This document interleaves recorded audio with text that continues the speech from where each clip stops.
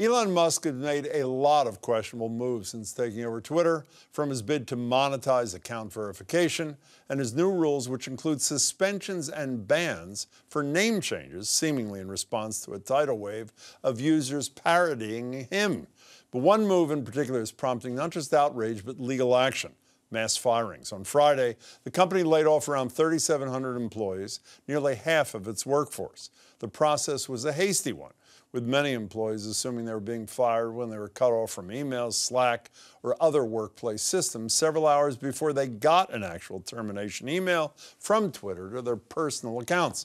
And now Twitter is facing a class action lawsuit for not giving such employees statutorily mandated advance notice based on a federal law known as the Worker Adjustment and Retraining Notification, or WARN Act. I'm joined now by the attorneys leading this class action on behalf of a handful of ex-Twitter employees, Shannon Liss-Riordan, who also brought a similar suit against Musk's electric vehicle company Tesla after layoffs back in June. And you'll remember she ran for the Democratic nomination for Attorney General. Shannon Liss-Riordan, it's good to see you. Good to see you. What happened to these people that caused them to get to you? What did they get from Twitter?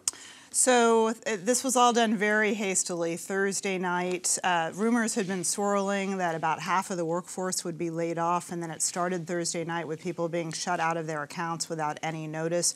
We took immediate action because we were concerned that Musk was going to pull the same trick he did with Tesla, and that was lay off staff without any notice and then ask them to immediately sign away their rights through a severance agreement. At the time, Musk... give you what you're statutorily entitled to that I screwed you out of, but only if you sign an agreement. Well, the story has been evolving, because then when the notices actually came out Friday, he claimed that he was giving the WARN Act notice because people would be paid until January 4th. We're not sure yet the extent of who got that notice. Our lead plaintiff in the case has still not gotten such a notice, and he hasn't been promised anything.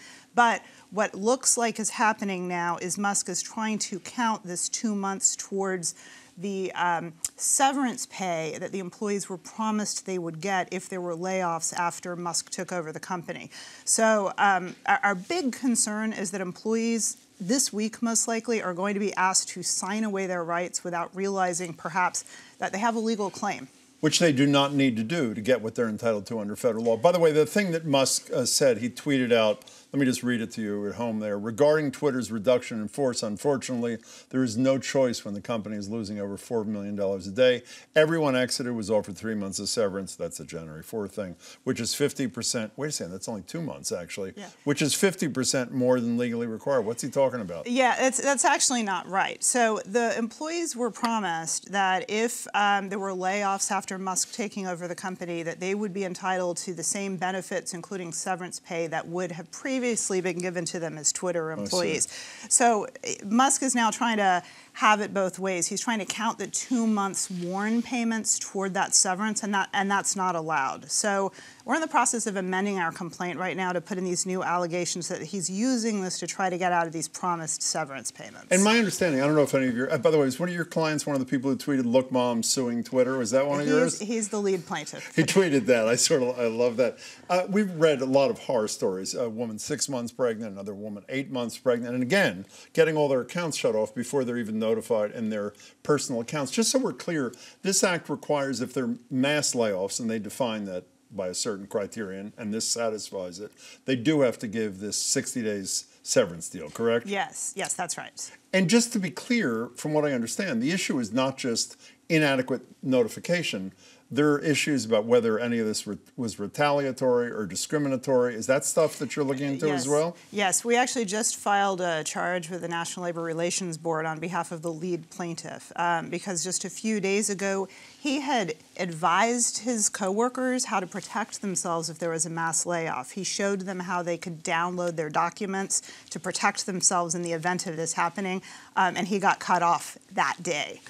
And by the way, we should say some of these workers are in Boston, by the way. Yes. I think your clients are in California from what it is. One of the lead plaintiffs is in Boston. Oh, is in Boston yes. as well. And they contend, I don't know if you know this, but they contend, I'm sure you've heard of it, I don't know if you know if this is true, they contend that in the content moderation department, which is of most concern to people, not only long term, but leading up to tomorrow's election. He says the layoffs are only at 15% rather than the 50% level. You're smiling, meaning that could be total BS. Yeah, we have no way of knowing. And it's very concerning this all happened just days before the midterm elections, when Twitter is a major source of news for so many people across the country. You know, in the old days, millionaires would buy newspapers in order to influence politics and get their voices heard above all others. And in today's day and age, a billionaire buys a social media company in order to get his views out there. And apparently he's tweeting now encouraging people to vote for Republican candidates. I should say, in defense of some other billionaires who've bought print companies like John Henry here in town with the Globe and Jeff Bezos, even Jeff Bezos,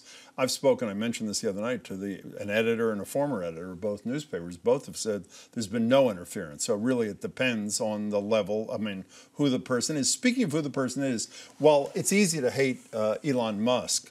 Jack Dorsey, who was the guy that founded this place, was CEO, I think, twice. He basically apologized, saying that he upstaffed, I don't even know if that's a word. He hired too many people too fast, and he created the problem. Why are you laughing? I don't know. I'd just be interested in seeing some of the communications between him and Elon Musk and how much he got paid in the deal. He supported Musk taking over, we should say. To take that. You know, and you filed a similar suit, I think, earlier this year against Tesla for doing comparable things? Yes, yeah. And in that case, Musk responded. He actually responded to the case and said that it was, quote, trivial. I saw that. And I said, I think it's very concerning when the richest man in the world thinks that protecting employee rights and federal labor laws is trivial.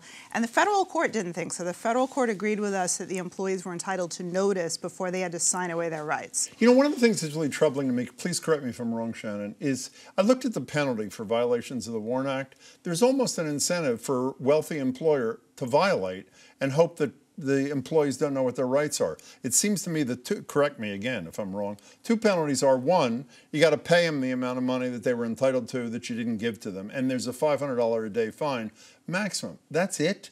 I mean, so why not take a shot if you're an unscrupulous employer to getting away with not complying with the federal law mandates? Well, you just explained the problem that we face as employee advocates for pretty much all employment protections. Employers can often just justify financially skirting the law, waiting to see if anyone comes after them, and then perhaps paying a fraction of that through a settlement. And here it's particularly bad. A cost of doing business kind of thing, almost. Yes, exactly. And here it's especially bad because these companies use arbitration agreements to try to block class actions, thinking that no one's actually going to file a case individually. And that's what we do, is we'll file lots of arbitrations, thousands if we have to. It seems to me the other concern, I mean, I never did what you did, but I was a union president in my former life. The trickle down or up impact of this extends beyond the people, the 3,700 in this case, or the workers at Tesla you represented, who were mistreated, to the people who are still there, who basically are on tenterhooks all the time